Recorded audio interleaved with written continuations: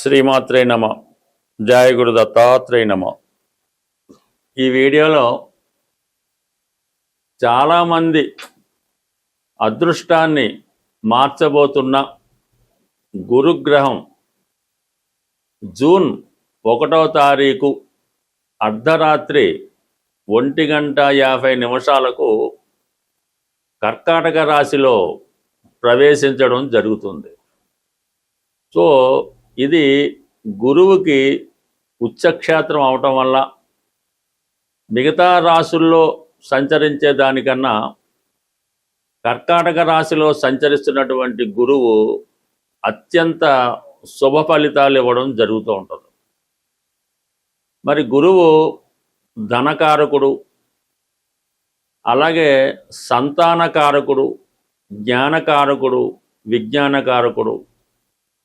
మనం చేస్తున్నటువంటి పూజలు, యజ్ఞ యాగాది హోమాలు, లేదంటే ఏదైనా దేవాలయం దర్శించడం, రెగ్యులర్గా ఏదైనా దైవ కార్యక్రమం చేపట్టినప్పుడు దాని యొక్క ఫలితం రావాలంటే గురువు యొక్క అనుగ్రహం తప్పనిసరిగా ఉండవలసి ఉంటుంది. గురువు రాశిని చూస్తున్నా, 11వ స్థానానికి వచ్చినా, మరి ఏదైనా యోగంలో ఉన్నప్పుడు మనం చేస్తున్నటువంటి ఈ పూజ పుణ్య కార్యక్రమాలు ఆ సమయంలో ఎంబటనే మనకి అమల్లోకి రావడం జరుగుతూ ఉంటుంది. ఈవెన్ మనం గత జన్మలో చేసుకున్నటువంటి పుణ్య ఫలితాన్ని కూడా ఈ జన్మలో అనుభవించే విధంగా గురుగ్రహం మనకి సహకరించవలసి ఉంటుంది. కన్యారాశి వారికి లోహమూర్తిగా 11వ స్థానంలో ప్రవేశించబోతున్న గురువు యొక్క అనుగ్రహం ఈ రాశి వారికి ఏ విధంగా ఉండబోతుంది అని పరిశీలించినప్పుడు, మరి గురువు ఈ రాశి వారికి చతుర్థ, సప్తమ స్థానాలకి ఆధిపత్యం వహిస్తారు.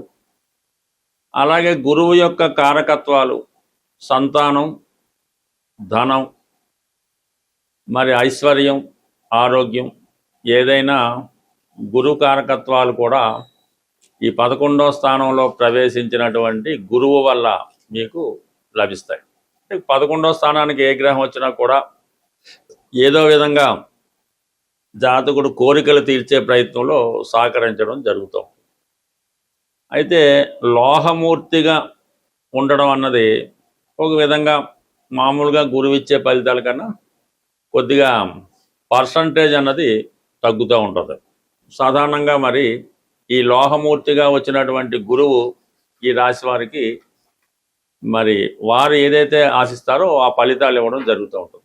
మరి చతుర్థాధిపతిగా మరి ఒకటి మాతృ సౌఖ్యాన్ని, తల్లిగారితో ఏదన్నా విభేదాలు ఉంటే అవి సమసిపోయి తల్లిగారి యొక్క అనుగ్రహం లభిస్తుంది. అలాగే స్త్రీ దేవత ఆరాధన వల్ల అమ్మ అనుగ్రహం ఉంటే అన్నీ ఉంటాయన్నట్టు మరి ఈ విధంగా ఆ ఆరాధన మీకు ఫలిస్తుంది. విద్యార్థులు విద్యలో విశేషమైనటువంటి ప్రావీణ్యాన్ని సాధించడం జరుగుతుంది. వాహన సౌఖ్యం కలుగుతుంది. స్థిరాస్తి కొనాలని మీ ఆలోచన నెరవేరుతుంది. నూతన గృహప్రవేశం జరుగుతుంది. ఇతరుల ఆధీనంలో ఉన్నటువంటి స్థిరాస్తి మీ స్వాధీనం అవుతుంది. ఓవరాల్గా సుఖం, ఆనందం, సంతోషం ఇవే ఇంపార్టెంట్. మనిషికి ఎన్నున్నా కూడా చతుర్థ భావం పాడైతే ఏ విధంగా కూడా జాతకుడు ఉన్నది అనుభవించలేకపోతుంటాడు. నిత్యం దుఃఖంతో, మనోవేదనతో ఇబ్బంది పడుతూ ఉంటాడు. మరి చతుర్థ భావం బాగుంటేనే జాతకుడు సుఖపడినట్టు. అది సాధారణ గింజనీళ్ళు తాగినా, పంచభక్ష పరవన్నాళ్ళు తిన్నా కూడా సంతోషంగా తిన్నదే ఒంటికి పడుతుందని మరి చతుర్థ భావ ఫలితాలు రావడంతో మరి కన్యారాశి వారికి జీవితం అంతా అంటే ఈ రాబోయే 153 రోజులు సుఖ సంతోషాలతో గడపడం జరుగుతూ ఉంటుంది. ఇక సప్తమ స్థానం ప్రస్తుతం ఈ కన్యారాశి వారికి సప్తమ స్థానంలో శని ప్రభావం వల్ల వివాహం అంతా సౌఖ్యంగా ఉండదు. ఏదో అనారోగ్య కారణాల వల్ల, ఉద్యోగ ఒత్తిడి వల్ల, ఆర్థిక సమస్యల వల్ల, అభిప్రాయ భేదాల వల్ల పెళ్లి జరిగినా కూడా దానివల్ల సుఖం లేకుండా పోయినట్టు అనిపిస్తూ ఉంటుంది.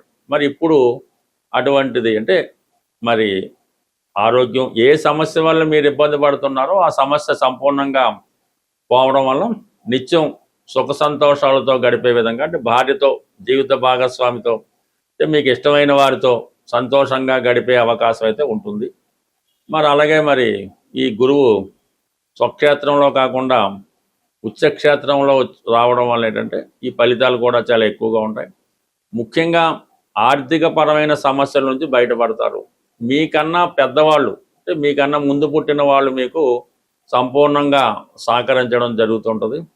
అలాగే ఈ గురువు యొక్క సంపూర్ణ అనుగ్రహం ఈ రాశి వారికి పొందాలంటే, అంటే లోహమూర్తిగా ఉన్నాడు కాబట్టి పూర్తి ఫలితాలు ఇవ్వకపోవచ్చు. అందువల్ల చక్కగా ఈ వీడియోలో చెప్పినటువంటి చివరి పరిహారం చేసుకోవడం వల్ల కానీ, గోసేవ చేయడం వల్ల కానీ, తల్లిగారికి వారి యొక్క ఇష్టంగా వారితో తల్లిగారికి కావాల్సినవన్నీ సమకూర్చడం కానీ, అంటే తల్లిగారి యొక్క ఆశీర్వాదం పొందడం వల్ల కూడా గురువు యొక్క అనుగ్రహం పొందడం జరుగుతుంది. ఈ గురుగ్రహం ఒక జాతకుడు ఆ వ్యక్తిగతంగా అతని జాతకుడి మీదే కాకుండా అతని యొక్క సంతానం మీద, వారి యొక్క తండ్రి గారి మీద, అతని యొక్క భార్య మీద ఈ ప్రభావం చూపడం జరుగుతుంది. అలాగే మొత్తం ఆర్థిక వ్యవస్థ, జాతకుడి యొక్క ధన ఆదాయం కానీ, వ్యయం కానీ, ఇవన్నీ కూడా గురుగ్రహ అనుగ్రహం ఉంటేనే జాతకుడు పొందగలుగుతూ ఉంటాడు. అందుకని ఈ గురుగ్రహం మార్పు కోసం మరి చాలామంది ఎదురు చూస్తూ ఉంటారు. ఈ గురువు మారినప్పుడల్లా ప్రతి ఒక నదికి మరి పుష్కరాలు రావడం జరుగుతుంటుంది. ఆ పుష్కరాల్లో, అంటే ఏ నదికైతే పుష్కరాలు వస్తాయో ఆ నదిలో స్నానం చేయడం వల్ల జాతకుడు ఈ జన్మలో చేసుకున్నటువంటి పాపకర్మలు నశించి పుణ్యకర్మలు పొందడం జరుగుతూ ఉంటుంది. అటువంటి గురుగ్రహం ఈ జూన్ 1వ తారీఖు అర్ధరాత్రి కర్కాటకంలో ప్రవేశించి ఇంచుమించుగా మనకి అక్టోబర్ 31వ తారీఖు వరకు ఇదే రాశిలో సంచరించడం జరుగుతుంది.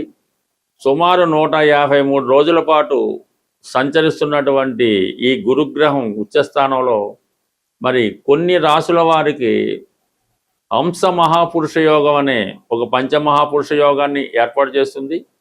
మరి కొంతమందికి గజకేసరి యోగం అనే గొప్ప యోగాన్ని ఇవ్వడం జరుగుతుంటుంది. అంటే ఇంచుమించు ప్రతి ఒక్కరి జాతకంలో కూడా ఈ గజకేసరి యోగం అన్నది ఏదో కారణం వల్ల, అంటే గురుచంద్రులు కలిసి ఉండడం వల్ల, ఒకరికొకరు కేంద్రంలో ఉండడం వల్ల ఏర్పడడం జరుగుతుంటుంది. అయితే గురువు స్వక్షేత్రంలో కాకుండా ఉచ్చక్షేత్రంలో ఉన్నప్పుడు ఏర్పడినటువంటి అత్యంత బలమైనటువంటిది ఈ గజకేసరి యోగం. ఈ యోగం కొన్ని రాశుల వారికి ఈ సమయంలో ఏర్పడుతుంది. మరి దురదృష్టవశాత్తు కొన్ని రాశుల వారికి శకట యోగం అనే ఒక యోగం ఏర్పడుతుంది.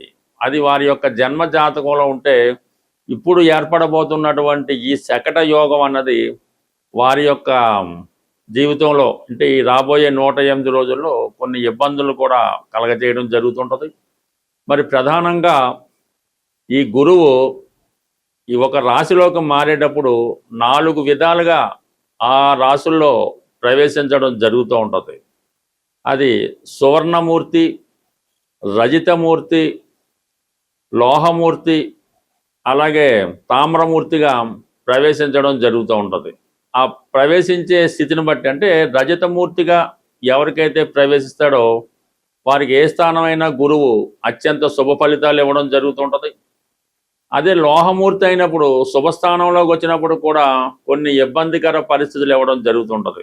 మరి ఈ వీడియోలో మనం ఈ గురువు యొక్క మార్పు ఏ రాశి వారికి అఖండ యోగాన్ని ఇవ్వబోతుంది, మరి లోహమూర్తిగా, తామ్రమూర్తిగా, రజతమూర్తిగా ఏ రాశుల వారిని అదృష్టం వరించబోతుంది అన్న విషయాన్ని చాలా డీటెయిల్గా తెలుసుకునే ప్రయత్నం మనం వీడియో చేద్దాం. అలాగే ప్రతి ఒక్క రాశి వారికి కూడా ఏ పరిహారం చేసుకుంటే మరి ఈ అదృష్టం కలిసి వస్తుంది, లేదంటే దురదృష్టం నుంచి బయటపడవచ్చు అన్న విషయాన్ని మనం ఈ వీడియోలో తెలుసుకుందాం. ఏదైనా గురుగ్రహం అనుగ్రహం, అంటే ఇప్పుడు గురువు మార్పు వచ్చినప్పుడు కొన్ని రాశుల వారికి సంతాన లాభం కలుగుతుంది, కొన్ని రాశుల వారికి వివాహం జరుగుతుంది, కొన్ని రాశుల వారికి ఉద్యోగం ఏర్పడుతుంది. మరి నాడీ శాస్త్ర ప్రకారం గురువే జీవకారకుడు కాబట్టి గురువును ఆధారం చేసుకునే ఈ నాడీ శాస్త్ర ప్రకారం జాతక విశ్లేషణ చేయడం జరుగుతూ ఉంటుంది. కాబట్టి మరి ఎవరైతే ఈ శాస్త్రం మీద నమ్మకం ఉన్న వాళ్ళు ఈ వీడియోని జాగ్రత్తగా పరిశీలించి తగు పరిహారం చేసుకుంటే గురువు తప్పకుండా వారి యొక్క కోరికని నెరవేర్చడం జరుగుతుంది. గురువు యొక్క అనుగ్రహం పొందాలంటే సాధారణంగా దక్షిణామూర్తి శివుడు ఆరాధన వల్ల మనకి గురుగ్రహ అనుగ్రహం లభిస్తుంది. లేదు మీకు విద్య నేర్పిన గురువు, తల్లి తండ్రి వారి సేవ చేయడం వల్ల కూడా గురువు మీకు మంచి ఫలితాలు ఇవ్వడం జరుగుతుంది.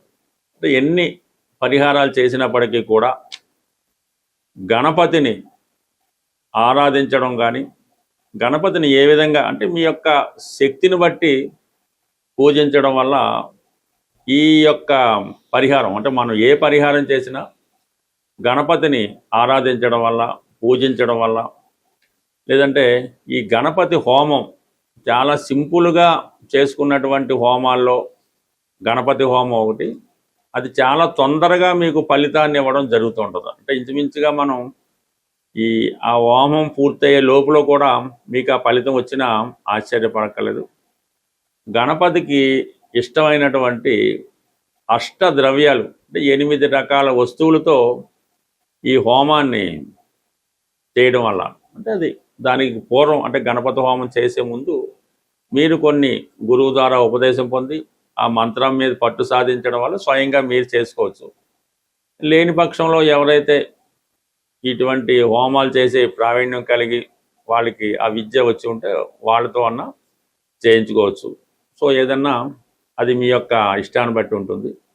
మరి గణపతికి ఎక్కువగా ఇష్టమైనటువంటి కుడుములు అంటే అవే మోదకములు అంటారు.